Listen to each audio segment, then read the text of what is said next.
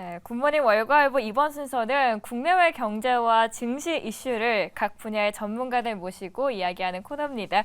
토크앤더시티고요. 이 시간은 손석구 경제평론가 함께 하도록 하겠습니다. 어서 오세요. 안녕하세요. 앞에 성대모사 잘 보셨습니까? 네, 성대모사 잘 봤고요. 근데 왜 누군지 모르십니까? 그게 아마 그 드라마 안에서 나온 캐릭터의 성대모사를 하신 거죠? 네, 맞습니다. 무빙의 대사였고요. 외모도 좀 닮으신 것 같다라는 생각도 드네요. 지금 그런가요? 네, 생각해 보니까 칭찬인가요? 칭찬이죠. 알겠습니다. 배우를 닮은 건데요. 네, 성대모사 오늘은 안 준비해 주셨죠? 감기에 걸려서요. 네, 감기가 나으면 한번 또 생각해 보겠습니다. 그러면 오늘은 파월의 성대모사를 하면서 이야기를 해볼까 할게요.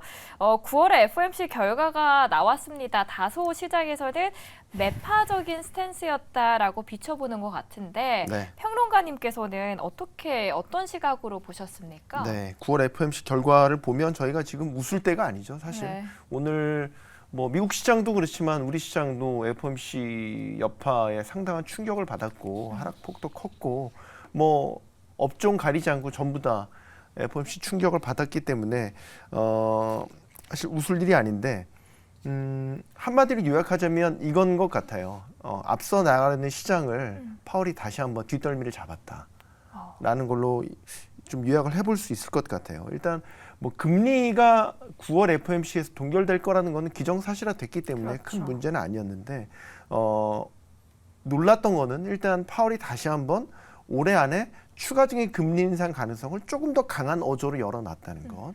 그리고 사실 시장의 진짜 관전 포인트는 내년에 금리 인하를 언제 시작하고 얼마나 할 것인지 이 부분에 대해서 기대를 갖고 퍼즐을 맞춰가는 과정이었는데 지금 결과 점도표가 나왔죠. 네. 내년에 금리 인하 폭도 절반으로 줄였고요. 그 시점도 아마 하반기 정도로 늦춰질 거라는 여러 시사점들을 나타냈기 때문에 상당히 당분간 긴축적 기조가 시장과 투자자들이 예상했던 것보다 더 오래 갈 수 있다라는 점이 이번 FOMC의 전체적인 메시지가 아닐까 싶습니다. 그러면은 저는 이걸 보면서 기자회견에서 다양한 질문들이 나왔었는데 네. 일단 점도표상으로는 생각보다 더 오래 이 인상된 기조가 유지될 수 있다라는 이야기가 나왔었고 맞습니다. 유가를 걱정하는 기자의 질문도 있더라고요. 이렇게 네. 유가가 올라가는데 지금 괜찮냐 우리 경제 어떻게 생각하십니까? 네.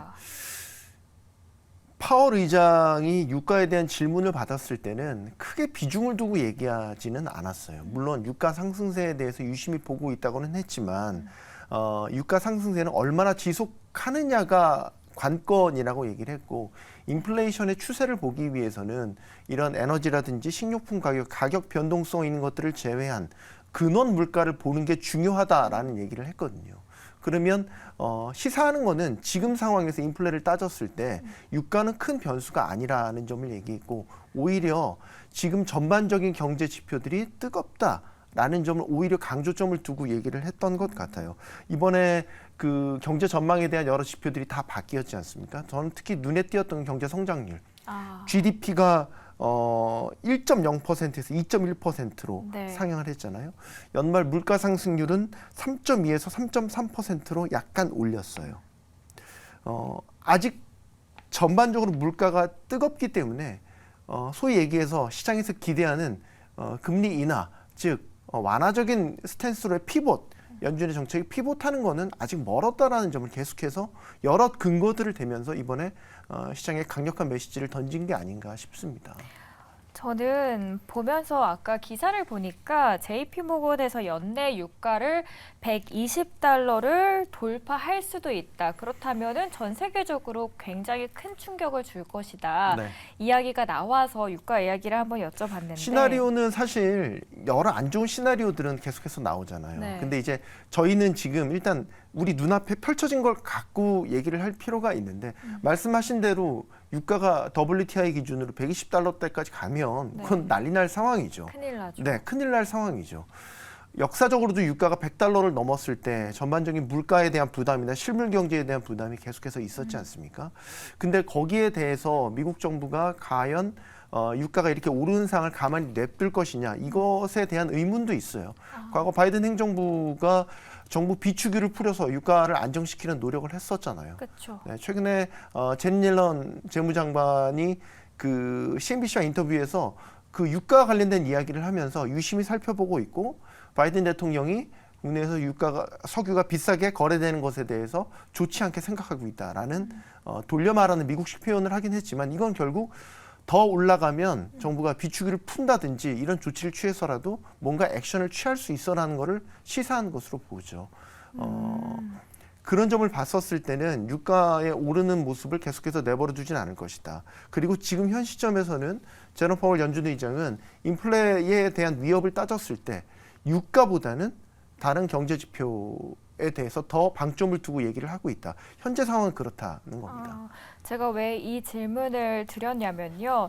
사실 기대 인플레이션이 지금 내려가고 있는데 미국의 상황을 보니까 뭐 곡물 가격도 지금 가뭄으로 인해서 계속 올라가고 있고 유가도 같이 올라가면 유가가 올라간다? 그럼 앞으로 추후 몇 달 동안에는 기대 인플레이션이 반영이 돼서 이런 부분이 올라갈 수 있고 그러면 자연스럽게 이게 근원 CPI에게도 영향을 주는 거 아니야라는 생각이 들더라고요. 물론 지금 근원은 뭐 에너지를 빼긴 하지만. 네. 기대 인플레라는 게 사실 심리가 반영된 거예요. 미래의 인플레이션이 어떨 거라는 거에 대한 사람들의 생각인 거잖아요. 근데 이제 앞서 자꾸 시장이 연준의 생각을 앞서 나가니까 파월이 강력한 메시지로 다시 뒷덜미를 잡았다라는 말씀을 드렸잖아요. 네. 그러니까 기대 인플레 말씀 잘 하신 것 같은데 기대 인플레이션을 다시 한번 조이기 위한 파월의 강력한 메시지가 아닌가 싶어요. 시장에서는 자꾸 금리 인상 끝났다고 하고 빠르면 내년 1분기면 금리 인하 시작할 거야. 그러면 증시도 회피할 거고 뭐 여러 가지 지표들이 다 좋아질 거야. 골디락스 경제도 이와 관련된 이야기로 나온 거죠. 근데 그게 아니라고 자꾸 얘기를 한 거잖아요. 그래서 이번에 여러 가지 얘기를 했었지만 파월의 강력한 메시지의 기저에는 기대 인플레를 다시 한번 조이기 위한 부분도 있는 거고 또 하나 물가 상승률 최종 목표치를 2%라는 거를 다시 한번 얘기를 했었잖아요. 네. 시장에서는 지금의 가격 상승 압력을 고려하면 현실적으로 연준의 물가 최종 목표치가 2%인 게 현실적으로 맞지 않다라고 보는 시각도 되게 많아요. 그렇더라고요. 연준 내에서도 거기에 대한 논쟁이 있는 것으로 알려지고 있고요. 현실적으로 3%까지 높여야 되는 건 아니냐. 근데 이번에 2%라는 점을 다시 한번 얘기를 했잖아요. 네. 그 역시도 길게 보면 기대 인플레를 잡기 위한 파월의 강력한 메시지다라고 볼 수 있는 거고요. 파월이 이번에 왜 이렇게 그러면 또 한층 더 날카로운 발톱을 드러냈느냐라는 네. 부분을 봤었을 때는 우리가 금리 인상에 대한 걱정을 항상 하고 있지만 이 파월의 강력한 메시지는 역으로 생각해 보면 파월이 금리 인상을 섣불리 할 수 없는 상황이구나라는 것으로도 해석을 할 수 있어요. 그 상황이 왜 초래가 되는 거죠? 금리 인상의 여파는 여러 실물 경제에도 주고 금융시장에도 충격을 가하고 있잖아요. 그럼 우리가 지금 상황을 놓고 봤었을 때 과연 금리를 올릴 수 있는 상황이냐라는 거를 여러 매크로 함수들을 놓고 봤었을 때 딱히 올릴 환경은 아니라는 거죠. 거. 예, 물론 유가 변수 갑작스럽게 튀어나온 변수들을 얘기할 수는 있겠지만 지금 변해가고 있는 대표적으로 근원 물가라고 하는 부분들은 어쨌든 하향 안정세로 잡혀가고 있는 부분이거든요. 그리고 연준이 중시하는 PCE 가격 지수, 네. 어쨌든 안정 지수로 가고 있거든요. 그리고 미국 경제를 봤었을 때 자동차 노조 파업도 지금 확대돼가고 있는 거고있죠. 그리고 10월 전에 지금 민주당이나 공화당이랑 내년 예산안에 대해서 협상을 하지 못하면 셧다운 위기가 또 지금 불거지고 있어요. 이런 여러 불확실성이 있는 상황에서 연준이 금리를 이렇게 올릴 수 있다라는 건 쉽지 않은 결정이라고 봅니다. 그래서 이거는 파월이 금리를 정말 올릴 거야라고 의지를 갖고 얘기한다기보다는 시장이 자꾸 기대 인플레를 낮추려고 하는 이런 분위기가 연준의 이 경고를 앞서가는 이 기대치가 있으니 강력한 메시지를 시장에 던짐으로써 다시 한번 기대 인플레이션을 잡고 강력한 매파적인 의지를 시장에 보여줌으로써 아직 긴축이 멀었어라는 그 메시지를 다시 한번 시장에 강조한 것 아닌가 이렇게 봐야 될 것 같습니다. 그래서 이 매파적인 동결이라는 평가가 나오는 이유가 시장아 너무 섣불리 기대하지 마라는 메시지를 던지고 싶었던 거였고요. 이 메시지가 통한 건지 골드만삭스에서도 이제 첫 기준금리 인하 시기를 원래는 내년 2분기였는데 내년 4분기로 늦춰졌다고 합니다. 하나만 더 말씀을 드리면 네. 파월이 전에 이제 공식 석상에서도 얘기했었던 건데 통화 정책의 실기를 굉장히 두려워하고 있죠. 과거 전례와 비교를 해봤었을 때. 그래서 1970, 80년대에 미국이 인플레이션을 잡지 못해서 굉장히 큰 경제적인 공황에 처했었던 상황이 있었습니다. 당시에 인플레이션이 물가가 올라가고 있음에도 불구하고 뭐 이런 정치적인 이유 때문에 강력하게 금리 인상 정책을 취하지 못했어요. 근데 그 당시에 오일 쇼크도 터졌었고요. 또 금태환 그 조치가 정지되는 그런 상황도 맞았었거든요. 이런 것들이 맞물리면서 물가 상승률이 10% 이상으로 올라갔단 말이죠. 그렇기 때문에 경제 전반이 굉장히 큰 충격이 빠졌었고 그 뒤에 구원 등판한 폴 볼커라고 하는 연준 역사에 있어서 아주 유명한 의장이죠. 뭐 인플레 킬러라고도 불리는, 맞아요. 인플레 파이터라고 불리는 그 폴 볼커 의장이 기준 금리를 무지막지하게 올려버립니다. 인플레이션을 잡기 위해서 말이죠. 18%, 20%까지 기준 금리를 올려버립니다. 지금 저희 상단이 5.5%잖아요. 그러니까요. 18%, 20%면 거의 3배? 네. 금융시장이나 실물 경기가 받는 충격을 감안해서라도 인플레이션을 잡아야 될 필요성이 있겠다라고 얘기했기 때문에 강력한 금리 인상 조치를 취했거든요. 결과적으로 놓고 보면 잡았어요. 인플레이션을 잡긴 잡았죠. 하지만 그 뒤에 오는 실물 경기의 충격은 컸죠. 그럼에도 불구하고 그만큼 인플레이션이 뜨거웠다는 겁니다. 그 당시에 반복됐던 그 실패의 역사를 지금 제롬 파월은 반복하고 싶지 않다라는 의사를 여러 가지 표현으로 드러내고 있단 말이죠. 그러니까 강력하게 시장에 더 메시지를 던지는 것 아닌가 이렇게 유추해 볼 수도 있는 부분입니다. 과거 그리고 역사는 반복되다 보니까 과거를 봤을 때 실패를 다시 한번 반복하고 싶지 않았던 파월의 의지가 반영이 됐습니다.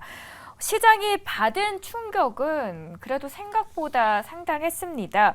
주식이 뭐 큰 폭으로 떨어지기도 했고 환율이랑 국채 금리도 굉장히 많이 올랐거든요. 네. 시장 어떻게 될 거라고 보십니까?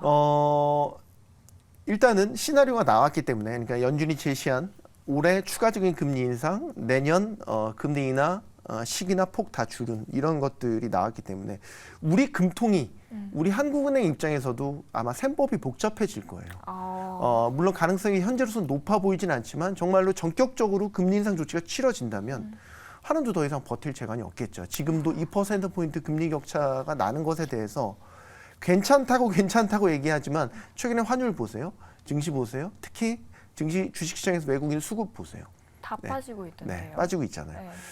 그러니까 가랑비에 옷 젖는다고 이런 금리 격차에 대한 누적적인 부담은 계속해서 가중되고 있는 형국이거든요. 그러다가 지금 유가도 올라가고 있잖아요. 네. 금리를 이 상태에서 만약에 미국이 전격적으로 또 한 번 인상한다? 그럼 한국은행으로서는 버틸 재간이 없지 않나 싶어요. 그리고 올릴 명분도 충분하게 만들어진 것 아닌가 싶어요. 그런 부분이 있고 지금 미 국채 금리가 심리적 저지선으로 여겨진 10년물 같은 경우 4.4%까지 올라갔잖아요. 지금 어디까지 상방을 열어내야 될지 모르겠지만 4.8%까지도 올라갈 것이다 라고 한다면 주식시장 같은 위험자산에는 많이 들어오지 않는다라는 얘기가 되겠고 지금 미국 정부는 미 국채를 계속해서 발행을 해서 재정 적자도 메우고 정부 사업도 진행하고 뭐 이런 바이든 행정부의 계획을 갖고 있잖아요. 특히 3분기에도 뭐 1조 달러의 미 국채를 발행한다는 건데 금리가 이렇게 올라간다는 건 사실 미 국채에 대한 수요가 떨어진다는 얘기도 돼요.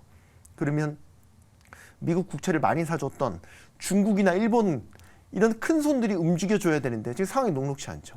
중국 같은 경우는 지금 패권 경쟁을 하면서 예전에 큰 손이었지만 지금 오히려 국채를 팔고 있는 입장인 거고. 그렇죠. 일본도 올해 초까지는 괜찮았는데 최근에 일본 중앙은행 총재가 정책의 이 변화를 계속해서 스탠스를 변화하는 시사하는 발언들을 계속해서 했지 않습니까?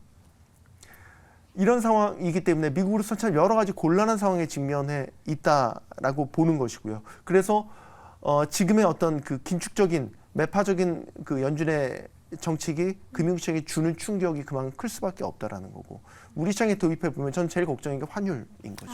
네. 그럼 일단 한은의 복잡한 셈법도 우리가 고려를 하면서 주식시장을 대응을 해야 될 것 같습니다. 그런데 또 좋지 않은 뉴스가 하나 더 있었어요. 뭐 좋은 뉴스가 될 수도 있고 2030년에서 2035년으로 영국에서는 내연기관 자동차 이 판매 금지 시기를 5년 정도 늦추기로 했어요. 이게 물가가 부담이 됐는지 수낙 총리가 만약에 이 속도로 가면은 내가 지지율을 다 잃을 수도 있겠구나라고까지 발언을 했습니다. 네. 이게 한국 시장에게는 어떤 영향을 미칩니까? 일단은 우호적이지 않은 환경이 자꾸 만들어지는 거에 영국이 하나 더 보탠 결과가 됐죠. 뭐 영국 시장에 우리나라 차가 얼마나 수출하겠습니까? 시장이 크다는 게 아니라 최근에 이따 프랑스도 얘기하겠지만 전반적으로 장벽들이 계속해서 높아지고 있는 이런 상황들이 만들어지고 있어요. 그 영국 같은 경우도 지금 전기차, 그러니까 내연기관차 판매 중단을 2030년에서 2030년 늦춘다는 거는 전기차 전환 갭이 그만큼 스케줄이 뒤로 밀린다는 그렇죠. 얘기고 전기차 비중을 높이고 있는 우리 한국 자동차 그리고 전기차에 들어가는 배터리를 제일 세계에서 잘 만드는 우리 배터리 업체들에게는 좋은 환경이 당연히 아닌 거죠. 그리고 영국은 지금 뭐 유로존에서 탈피는 했지만 어쨌든 유럽을 대표하는 국가 중에 하나고 상징성 있는 국가이기 때문에 이런 식의 정책 변화는 다른 나라에도 분명히 영향을 줄 겁니다. 근데 이런 상황 속에서 그래서 오늘 시장에서 관련주들이 빠졌고 이런 상황에서 프랑스판 IRA 법안까지 나온 상황입니다. 네. 여기에서는 한국산 자동차 배터리의 차별 조치를 어떻게 바라봐야 될까요? 보조금을 아주 적게 주거나 안 주겠다라는 얘기잖아요. 네. 그러니까 보조금 개편안이고 이게 미국의 이제 인플레 감축법과 유사해서 프랑스판 IRA라고도 이제 불리기도 하는데 전기차를 만드는 것부터 거기에 무슨 부품이 들어갔는지 또 생산 과정, 또 운송하는 과정, 판매 단계까지 전부 다 탄소 배출을 계산해서 탄소 배출이 많으면 보조금 안 주겠다는 거 아니에요. 그럼 근데 이제 한국은 거리가 그만큼 머니까 그렇죠. 피해를 받을 수밖에 없겠네요. 그러니까 원거리에 있는 나라의 자동차 업체들일수록 프랑스에 전기차를 수출하고 싶다면 불리한 환경에 있을 수밖에 없겠죠. 이게 이제 총 6단계, 6개 부문으로 나눠서 탄소 배출량을 계산을 하는데 소위 개수를 달리한다는 것 아닙니까? 네. 점수를 계산할 때 한국이나 뭐 중국, 일본 같은 경우는 개수 자체, 가중치 자체를 높게 해서 점수를 불리하게 받을 수밖에 없는 거죠. 이렇게 되면 보조금이 최소 80점을 넘으면 안 된다. 80점 이상이어야지 이제 보조금을 준다는 건데 80점 만점에 60점 이상이어야만 보조금을 준다는 건데 지금 가중치를 부여하는 걸 보면 한국, 중국, 일본 자동차 업체들에게는 보조금을 안 주거나 굉장히 적게 주겠다라는 얘기거든요. 이 정책이 사실상 겨냥한 게 최근 중국산 전기차가 유럽에 적극적으로 진출하려는 움직임을 띠고 있기 때문에 맞아요. 여기에 대한 견제 장치다라고 보고 있는데 사실 그 피해는 중국만 보는 게 아니라 일본이나 우리나라 자동차 업체들도 같이 불똥이 튄 그런 결과가 됐죠. 그러니까 유럽에서는 이제 전기차로 전환하려고 했지만 사실 유럽 안에서 전기차의 그 비중이나 차지하고 있는 점유율을 보면은 중국에 다소 뒤처지고 있는 상황입니다.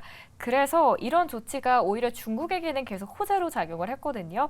그러면서 이번에 IRA, 뭐 프랑스판 IRA 그리고 영국에서도 이런 조치를 관련해서 냈지만 그 피해가 중국뿐만 아니라 한국까지 오고 있는 상황입니다.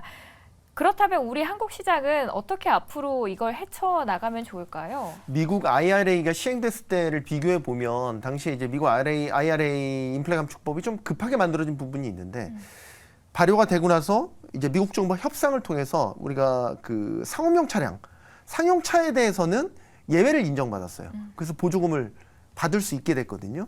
그래서 최근에 그 자동차 판매량 보면 미국 시장 점유율이 친환경차 부분이 우리가 늘었어요. 9개월 연속 증가세를 유지하고 있고요. 작년에 5% 친환경차 그 마켓 쉐어가 5% 미만이었는데 최근에 시장 점유율 10%를 넘었거든요.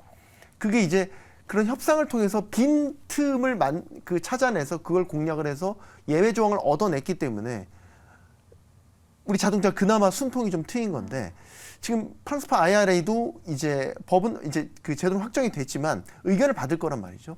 그 협상에서 이런 빈틈들을 찾아내서 우리 입장에서는 뭐 예외 조항을 최대한 많이 얻어낼 수 있어야 되겠죠. 이게 전기차만 문제가 되는 게 아니라 전기차에 들어간 배터리까지도 다 영향을 받는 거거든요. 그 항목 안에 배터리가 있어요.